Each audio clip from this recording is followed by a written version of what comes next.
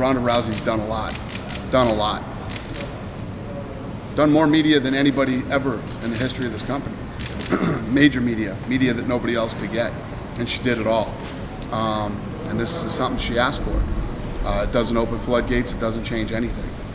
If somebody shows up, doesn't want to show up for a press conference, I'll pull them from a card again. Has Conor said anything about that? Has Who? Conor said anything about this to you? About the treatment that Ronda's got this week compared to what he did? Wouldn't that be something? Sorry? If Conor was complaining about the treatment of another fighter. That would be a flip. He is complaining though, like that you and the new owners of the UFC haven't flown to see him yet. What is the status of that request and/or potential meeting? Yeah. When Conor's ready to talk, he knows where I am. I think everybody knows that Ronda is psychotically competitive, and I don't know why this is the way she's handling all this, but this is what she wanted to do, you know. And like I said a million times, for a woman who's given as much as she's given to the sport and to this company, it's really not much to ask for. She's as good as I've ever seen her. I mean, you guys have seen her, pictures of her and stuff. She's physically in amazing shape. She's in great spirits. She's fired up and she's ready. She's like the old Ronda again. But she just had to deal with this whole thing the way that she wanted to deal with it. Amanda Nunes is one of the sweetest people ever. I mean, she's great to work with. She's easy to work with. You know, she just kind of rolls with it, you know. Never once when everybody was saying, oh, she's not, and you know, being treated with respect and in the spots and all this other stuff. Never complained about anything. Amanda Nunes gets it. First of all, Amanda Nunes is going to get pay-per-view on Friday night, number one.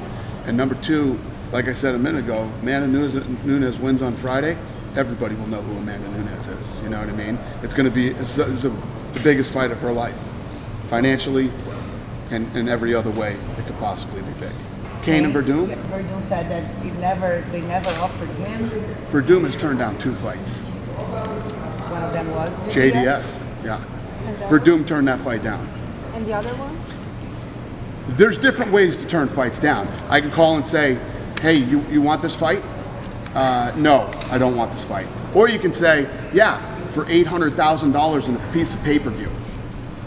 That's turning down the fight. So the one was GDS and the other one, can you say it was? Yeah, then we offered him a fight with, I think, Alistair Overeem in Brooklyn, and he turned that down too. When you're a fighter and you do an interview days before a fight and say, you can't stand for 10 minutes, that's insanity. First of all, it's the best organization in the world for fighting. He's fighting one of the best fighters on earth, and that fight lasts 15 minutes. And if you can't stand for 10 minutes, what are you going to do in a fight against one of the, you know how irresponsible it would be, not only for the UFC, but for any athletic commission to allow that fight to happen? It absolutely makes no sense, you know? And I love Cain. Cain's one of the nicest guys you'll ever meet.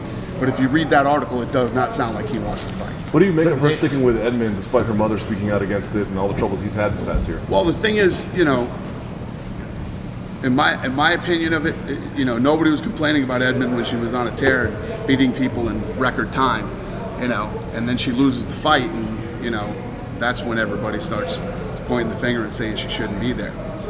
That's her decision, you know what I mean? She's a grown woman, she's intelligent, she knows what she's doing, so.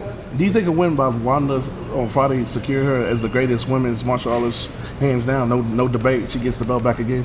Well, I think that that's the case right now anyway. I mean, if you look at how many times the belt has changed hands since she lost it, you know, she still is, you know, right now. Amanda Nunes has the opportunity, you know, to win on Friday night and then continue to, you know, defend the title and make a name or a mark for herself. So we'll see how that thing plays out. It's the end of a great, crazy year, and I love this card. I've been excited for this card for a while, and you know, I know it's unfortunate that you know, the way that this is going down with Ronda, because she's awesome to talk to and she's always got some good to say, but her head's in the right place, and she's going in against a very tough opponent on Saturday night, and she's ready to roll. So. Friday. Thank you. I've literally been reaming my whole crew because we did that whole. Did you see the countdown show? It Yeah. said Saturday. Yeah. DirecTV was saying Saturday. Yeah. Thank you. What's your